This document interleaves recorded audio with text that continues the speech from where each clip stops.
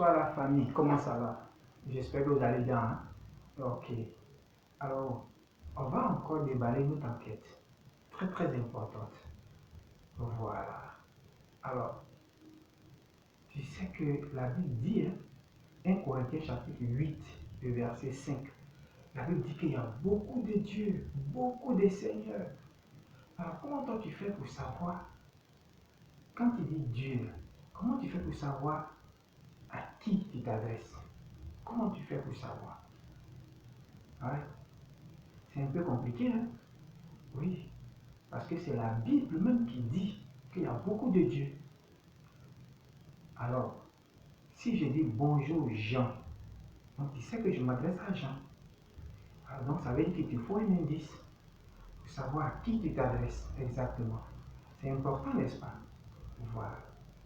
Quand on prend Genèse chapitre 22, le verset 14, Moïse a dit merci au Dieu de la Bible.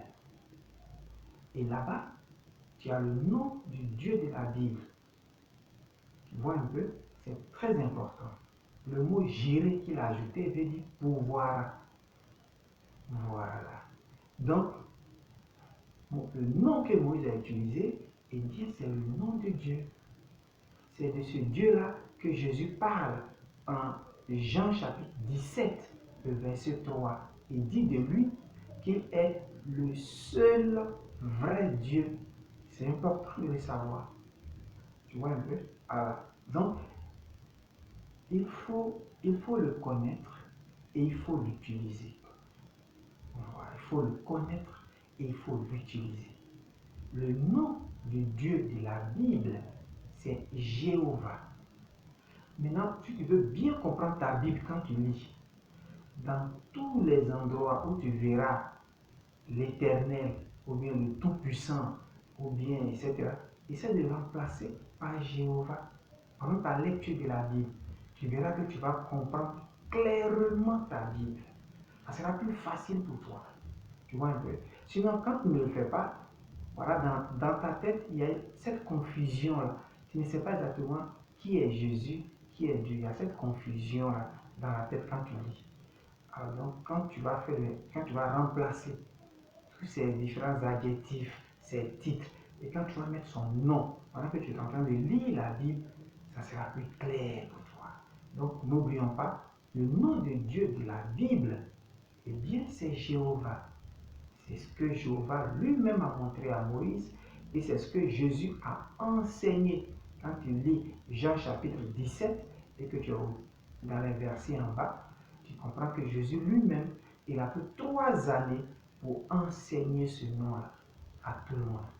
Alors, désormais, tu connais le nom de Dieu. C'est plus facile pour toi de l'appliquer, de l'utiliser afin d'être en harmonie avec lui. Tu vois un peu? Parce qu'en Romains 10, il a dit, c'est lui qui va utiliser, celui qui va appeler le nom de. Donc quand tu remplaces le nom de Dieu, tu vois que c'est en appelant Dieu par son nom que tu es sauvé. Tu vois que c'est intéressant. Voilà, il y a beaucoup comme ça qu'on peut mettre. Même dans la prière, les disciples ont demandé à Jésus, mais toi tu viens, toi tu fais des miracles, tu sauves les gens ici, tu sauves les gens là, tu ressuscites les gens, tu fais comment? Il a montré. Et quand tu vas dans le modèle de prière que Jésus a donné, tu vois qu'au début, il y a le nom de Dieu qu'il utilise. C'est son grand secret. Il faut utiliser ce nom de Dieu. Il faut le magnifier. Ah, c'est toi qui as créé la terre, c'est toi qui as créé le ciel, tu as créé les humains. Où tu nous disais, il faut magnifier ce nom-là avant de demander ce que toi tu veux. Voilà comment une prière devient puissante. Donc le nom de Dieu est vraiment important pour le chrétien de savoir. On connaît déjà le nom du Fils, c'est Jésus. Mais le Père, eh bien c'est Jéhovah. Ne décroche pas. On va encore un gros résultat à t'annoncer tout à l'heure.